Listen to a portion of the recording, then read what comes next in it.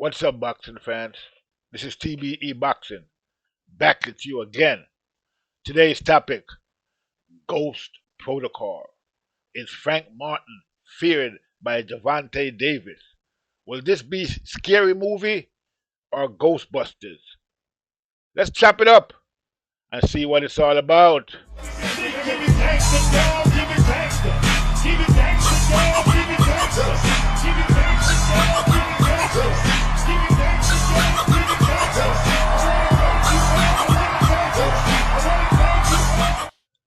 Okay, boxing fans, let's talk some boxing.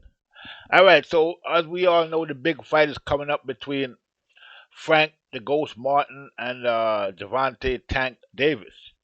And a lot of people are looking forward to this fight. So am I. It should be an interesting fight, and we're gonna see, if Frank Martin has what it takes to knock off the Tank. So let's not waste a lot of time, right? Let's get some receipts. We're gonna go straight to the videotape. Uh, Take a look at this.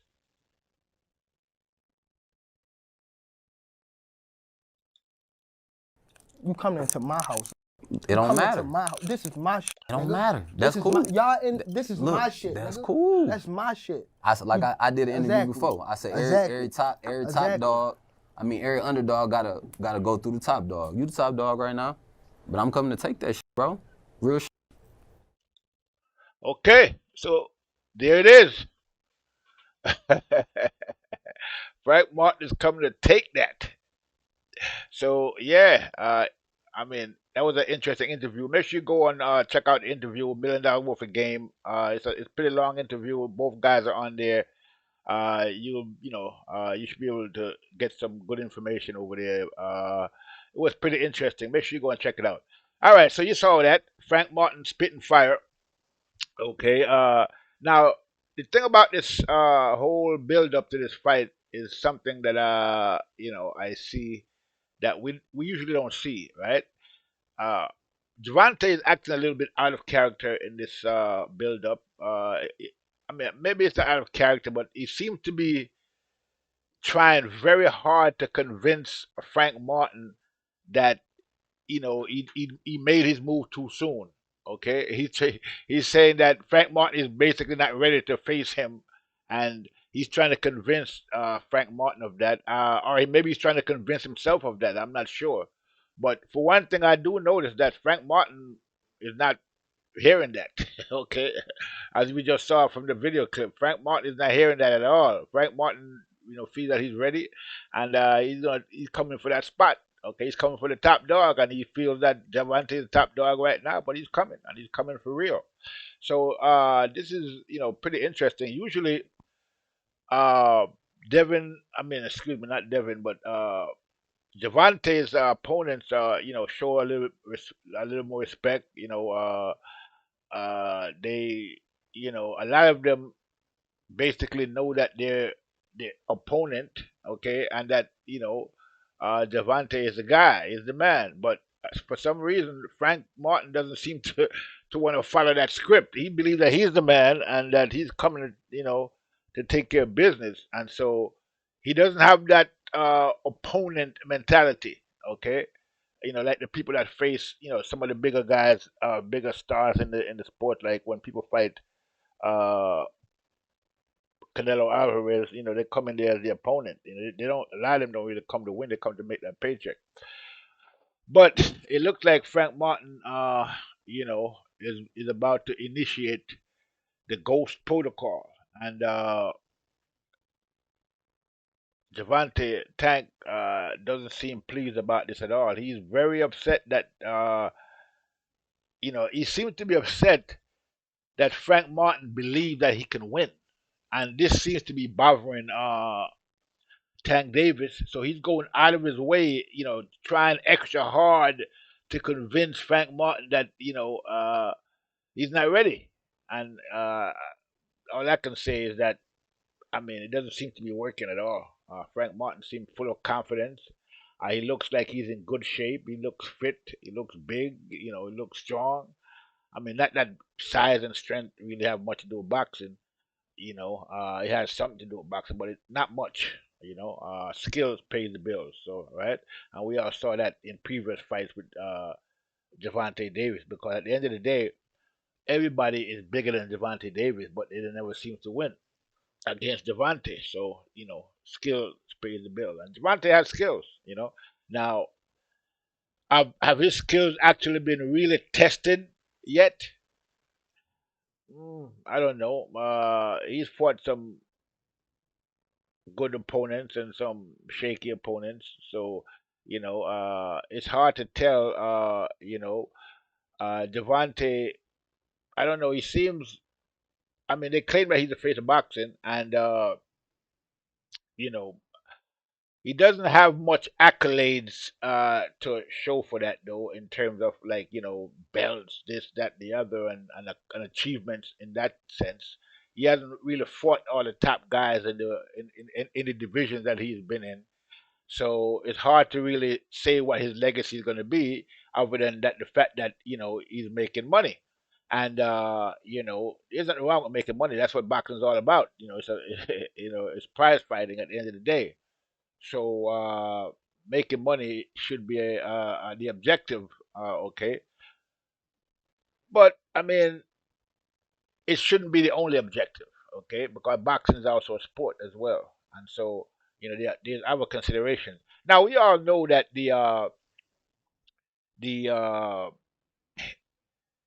let's say the Mayweather, they call themselves the money team, and for them it's all about the money. And now I understand where they're coming from with that, because we saw that when PBC first came into the scene, they were paying their fighters a lot of money, okay, and getting the good deals for their fighters, which is nothing wrong with that, because as we all know, boxing is an exploitative sport, and a lot of fighters, over the years have been getting exploited. They've been going out there, putting it all out there, for the entertainment of people, and then at the end of the day, they retire, they don't have their brain cells, they can barely talk, and then they're broke on top of that, and so.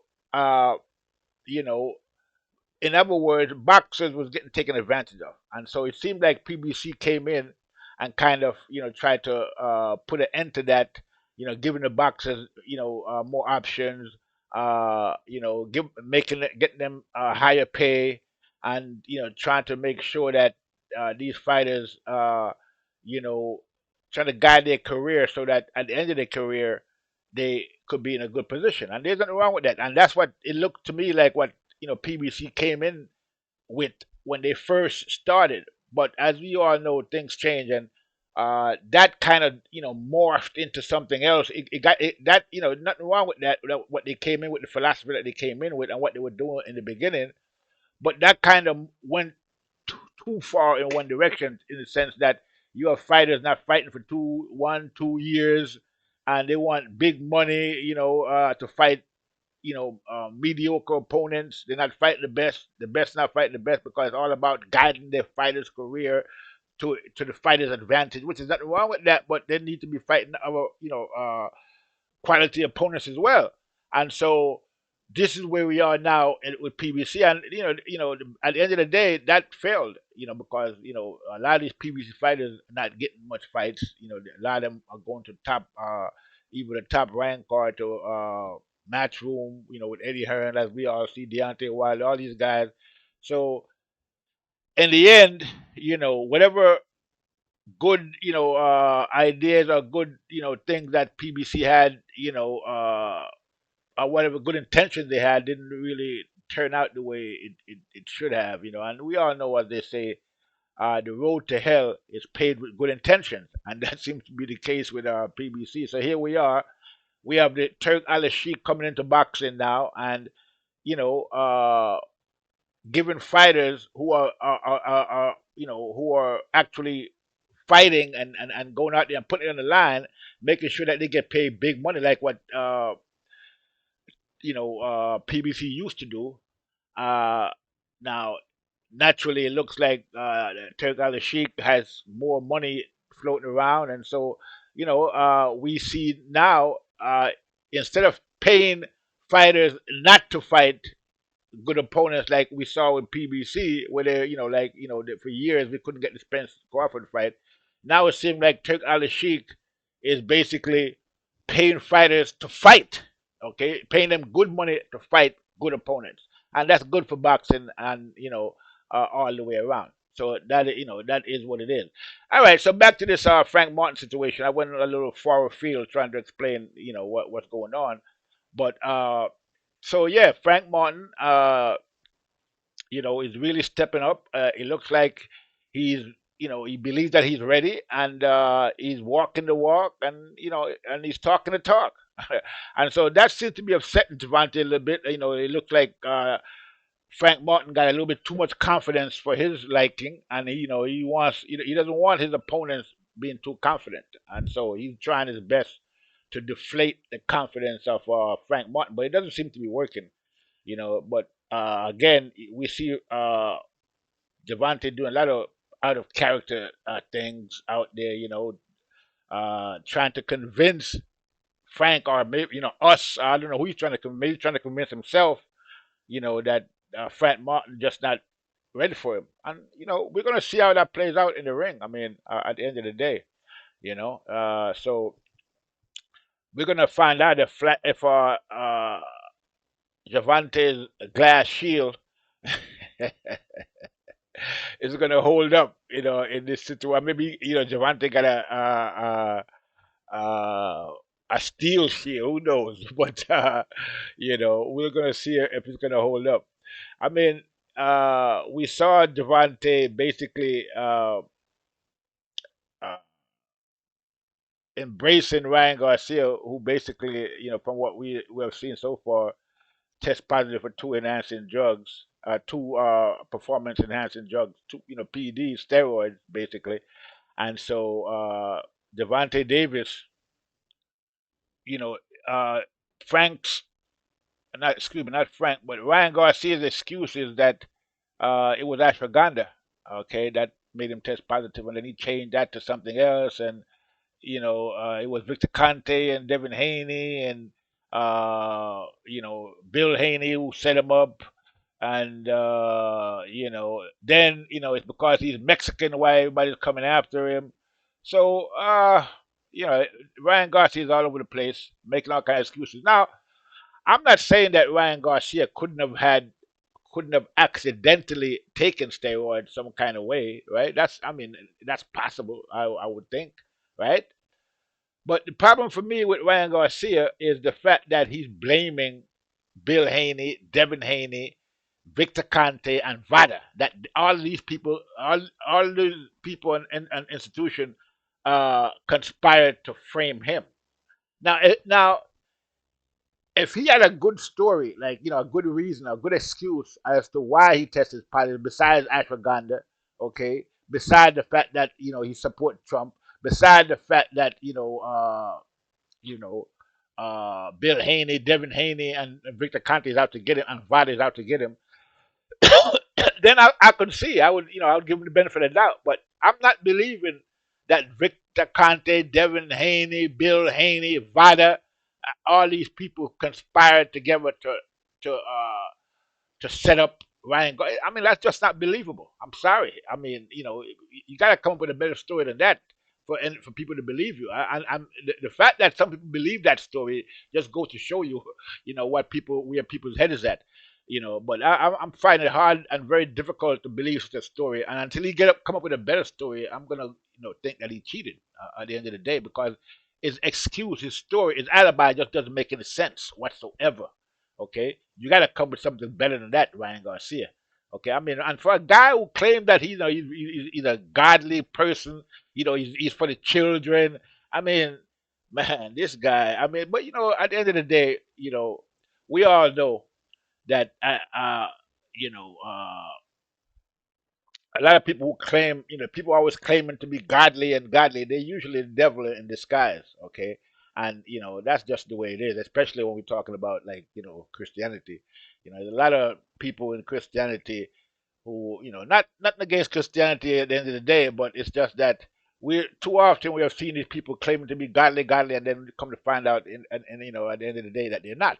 And I think that it's very convenient to try to use God to deceive people, And a lot of people do that, they were going to make money, to get fame, whatever. And it looked like, that's the case with Ryan Garcia, because his story just doesn't make any sense. And the next thing we're going to be hearing from him more than likely is that Jesus set him up as well.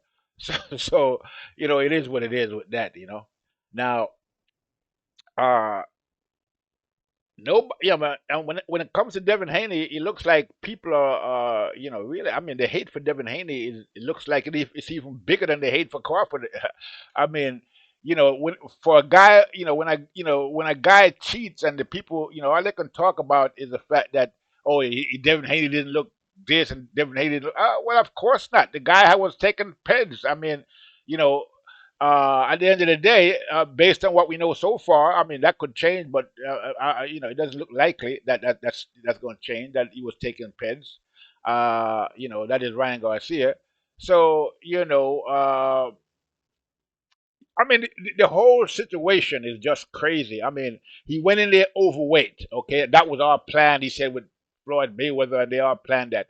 Okay, then so that's it's kind of a way so it was a whole cheat scenario from the very beginning to the very end. Okay. And right now Ryan Garcia is going around making fun of it, making light of it, making rap videos, talking, enjoying his 15 minutes of fame. But against, I think eventually when everything is come to light, it's not going to be that rosy for Ryan Garcia. But then again, you never know, because as we see, there are people out there making excuses for him as it is. But again, uh, we saw Gervonta Davis recently claim that he pulled up on he pulled up on Devin Haney. What for? I don't know. I mean, he should have pulled up on Frank Martin.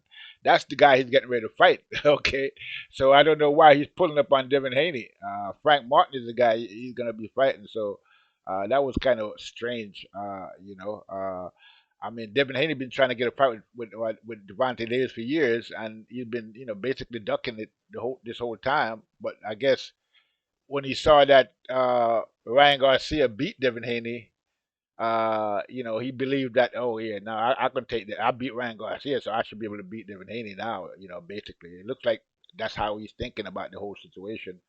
But he might be surprised because, as they say, style make fights, and uh, you know, uh, Ryan Garcia was unpedged, it looks like. So, him fighting Devin Haney and Ryan fighting Devin Haney is two different things. But that's we have to wait and see how that's going to play. If these guys are going to fight eventually. But the fight I'm really interested in right now is the Frank Martin fight, and I'm just Frank Martin looks. I watched a couple of his fights. He got a pretty good style. It's hard. I'm trying to figure out where I've seen that style before. I've seen that style. Okay, that style is very familiar to me. I like that style. Okay, and he seemed to execute it pretty good. A lot of darting in and out, combination punches. You know, uh, you know, boxing, good boxing fundamentals.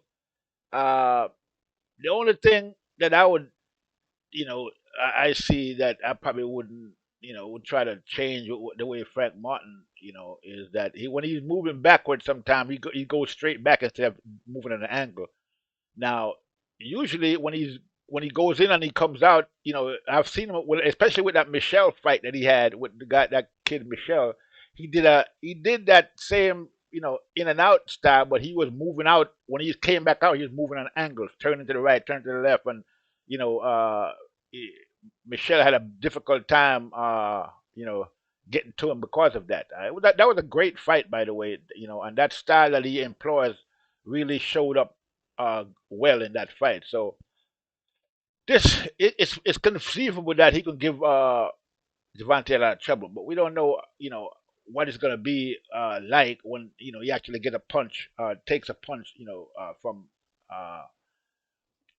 from Tank, because we all know Tank got bricks in both hands. So it's going to be down to whether Frank Martin can take a punch or avoid the punches of Tank Davis. Now Frank is the bigger guy. He has the longer reach, the height, the whole 9 yards. So really, I would think that if he fought a smart fight against Tank, in terms of just boxing boxing Tank Davis, don't try to, overpower Gervonta. Just box him.